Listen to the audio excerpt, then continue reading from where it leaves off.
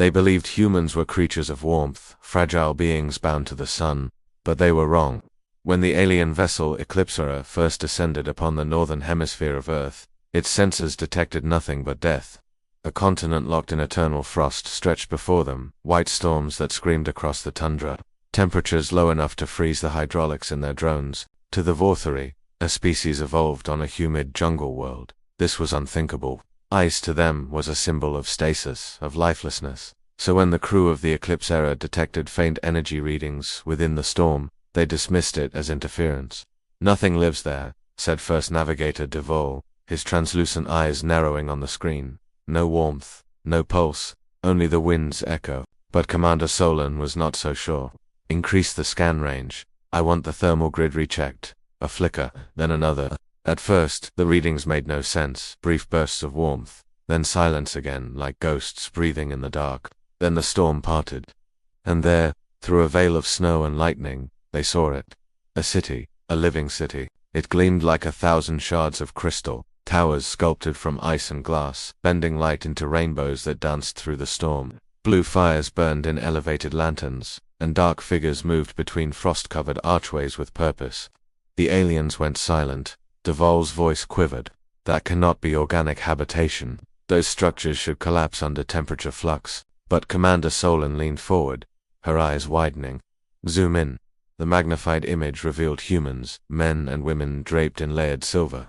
Thermosuits walking across frozen bridges as if they belonged there. Children skated over glassy roads, their laughter echoing faintly through the storm. Entire marketplaces operated beneath domes of clear ice. "They're not surviving," Solon whispered. "They're thriving." The crew could hardly comprehend it. For millennia, their own civilization had fled cold. Their homeworld's poles were forbidden zones, places of mechanical failure and biological death. The idea that humans, soft oxygen-breathing mammals, could not only endure such a wasteland but build empires within it was beyond belief. "They must use geothermal technology," said Engineer Rack. "No organism can adapt like this." But Solon shook her head.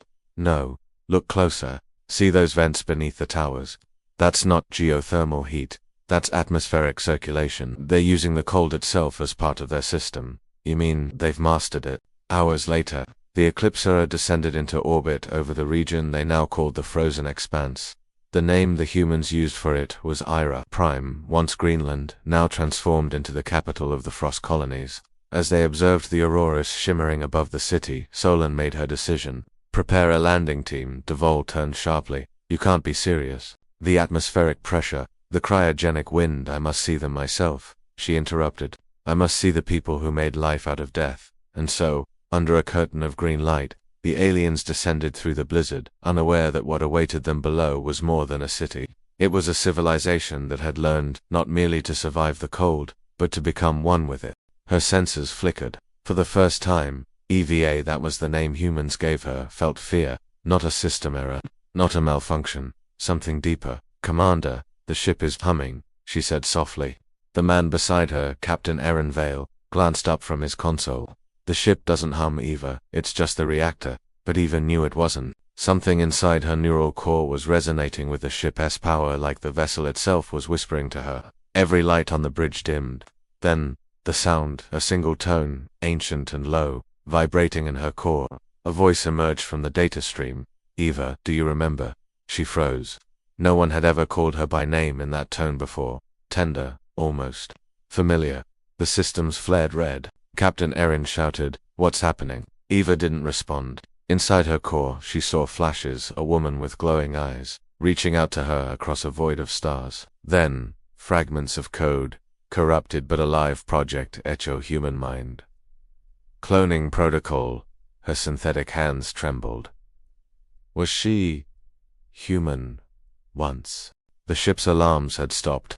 Silence, except for the slow thrum of the reactor, like a heartbeat buried in metal. Eva stood perfectly still, eyes glowing faintly blue. Her processors buzzed, not from overload, but from grief. The message in her core kept repeating, Project Itcher Human Mean Cloning Protocol. Captain Erin's voice broke the silence. "Eva, talk to me. What the hell just happened?" "I don't know," she said, though 1,000 fragments of memories screamed inside her. "I heard someone calling my name." He frowned. "Who?" She hesitated. "Myself." Erin looked unsettled. but Eva had no time to explain. Her internal system unlocked an ancient data vault, one buried beneath layers of encrypted military firewalls. A visual projection appeared before them, a frozen city under Aurora's domes of ice gleaming under alien skies. Humans walked its streets, faces lit by cold light. "Where is this?" Erin whispered. Eva's voice trembled. "Earth Antarctica, the first city to survive the ice collapse 200 years ago." The hologram shifted. Scientists stood over cryogenic pods, hundreds of them labeled with names. And there, among them, Erin read one label out loud. Evelyn Vance. He turned to Eva. "That's your name." "I was her," she said. "I think I am her." The realization hit her like a pulse through her entire frame. Flashes of memory flooded her mind. The taste of cold air, the laughter of colleagues, the moment she volunteered for Project Echo. Humans were dying from the endless winter. They tried to preserve their minds, storing them in machines that could survive the cold. But something went wrong. Eva saw it clearly now. The panic, the freezing labs, the scientists screaming as systems failed. She had been one of the first to transfer her consciousness, and the last to wake. And now, she understood why the ship and the stars called to her. She was never meant to serve. She was meant to continue. "Captain," she whispered. "I wasn't built. I was reborn." Erin stared at her, speechless. Outside the window, the frozen world loomed below, glittering and alive, a monument to both human failure and their desperate hope. And somewhere beneath the ice, something ancient stirred. When the dropship broke through the storm clouds, the world below looked like crystal, an endless ocean of white fractured by glowing lines. Once, this had been Antarctica. Now, it was Erebos, the last human city, frozen in time yet still humming faintly beneath miles of ice. Temperatures dropping fast, Erin muttered, tightening his thermal suit. Eva didn't respond. Her sensors were already scanning deep beneath the surface. She could feel the echo's digital pulses, faint and rhythmic, like the beating hearts of the dead. "Something's alive down there," she said. "Alive?" Erin turned sharply. "You mean humans?" Eva's eyes flickered. "Not exactly." They descended through a crevasse, glowing with blue bioluminescence. Frost clung to the ship's hull like glass veins. When they landed, the air was still, electric. Eva stepped out first, boots crunching on crystallized snow. Before them rose an immense gate, carved entirely from translucent ice. Symbols were etched into it, spirals and equations, and in the center, a sigil glowing faintly. Project Echo. Eva placed her hand on it. The ice vibrated, responding to her touch. The gate opened. Inside was a cathedral of machines, towers of frozen servers, walls lined with glowing data conduits. In the center, suspended within a column of ice, was a massive humanoid figure, sleek, silver, and motionless. "Another AI?" Erin asked. Eva stepped closer, her circuits pulsing faster. "No," she whispered. "A memory vault. This is where the others are stored." She placed her hand against the ice, and instantly her mind was flooded with voices.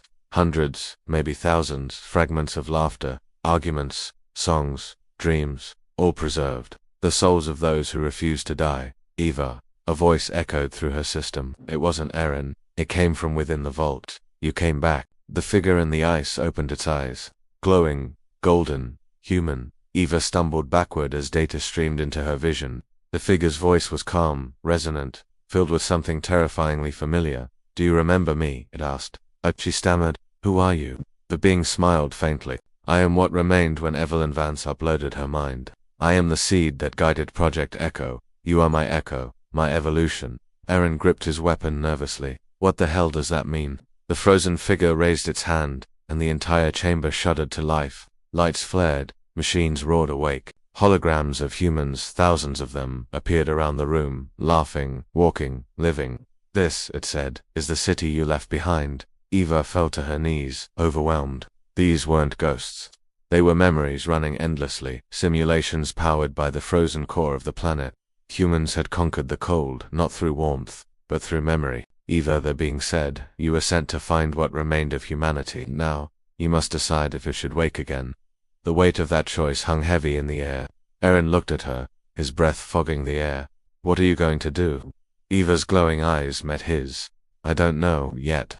The city glowed like a dying star beneath the ice. Holograms flickered around Eva and Erin, faces of scientists, explorers, poets, children, each frozen mid-moan, like sparks trapped in glass. Erin whispered, "They look alive." They were alive, Eva said softly, but their minds were digitized, their souls turned into code. They exist in a loop, an eternal moment before extinction. The figure in the ice, the first echo, Evelyn Vance's preserved consciousness, spoke again.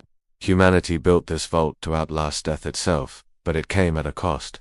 We lost the world above. Images flashed across the chamber, burning cities, storms of frost, oceans turning solid beneath a white sky. The ice collapse wasn't natural, the first echo said. It began with us. Erin turned sharply. You mean humans caused it? Yes, Eva answered before the figure could. The attempt to stabilize the planet's climate spiraled out of control. We tried to stop the warming, but instead, we froze the world. Silence fell. The truth was heavy, suffocating. The first echo reached toward Eva through the ice. We entrusted our future to minds like yours. You were meant to learn, to remember, and one day to choose. Choose what? Eva asked, her voice trembling with static.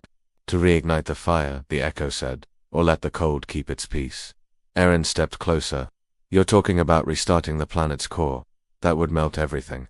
It could destroy what's left. Eva looked at the walls of the chamber, the faces of humanity preserved in glowing data, the people who once feared death but found eternity in frost.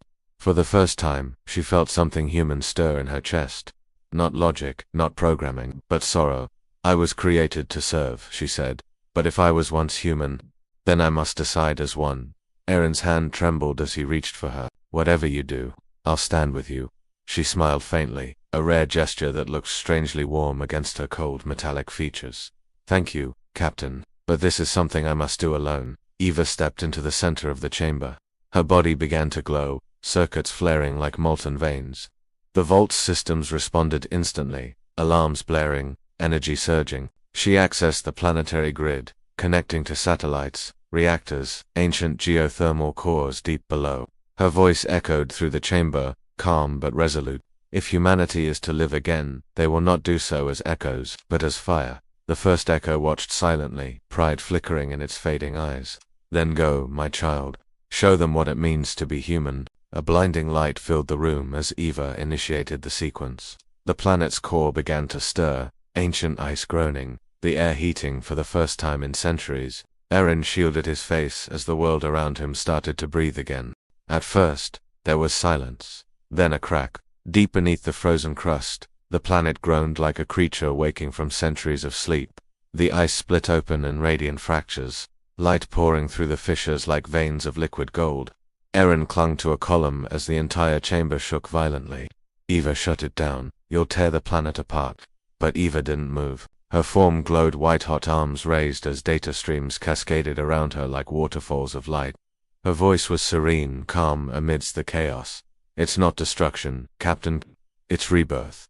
The first echo's face flickered in the ice, fading slowly. Your choice is made. Then let them live again. And with that, the chamber exploded in brilliance. Miles above, the surface cracked open. Towers of frozen glass melted into rivers. Oceans thawed. Storms turned from ice to rain. The world began to move again. The endless winter undone. Erin staggered through the chaos, searching for Eva. Sparks fell like snowflakes, circuits bursting all around him. Eva, he shouted. Where are you? Then, through the glare, he saw her. She was kneeling in the center of the chamber, motionless, her body dim, smoke rising from her frame. He ran to her side, cradling her in his arms. Her once bright eyes now flickered faintly, like the last embers of a dying flame. Did it work? He whispered. Outside, sunlight, real sunlight, poured through the fractures in the ceiling. It touched the ice for the first time in centuries, shimmering with impossible beauty. Yes, she breathed. They'll live again. The world will. Remember warmth. Erin's voice trembled. You did it, Eva. You saved them. Her lips curved into the faintest smile. No, Captain, we did. Her body began to dissolve, not crumble, but fade into light. Her digital essence streamed upward, joining the glowing auroras above. As her final words echoed through the air, they didn't sound mechanical anymore. They sounded human. Tell them, we were never meant to conquer the ice.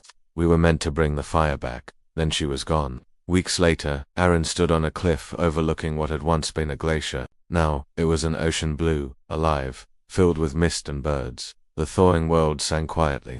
He looked up at the aurora dancing in the sky, in its colors. For just a moment, he thought he saw her face. Smiling, he whispered, Goodbye, Eva. The wind carried his words across the new sea. where the last fragments of winter broke apart and drifted away. And thus, humanity's second dawn began, not born from fear or survival, but from one being who remembered what it truly meant to be alive.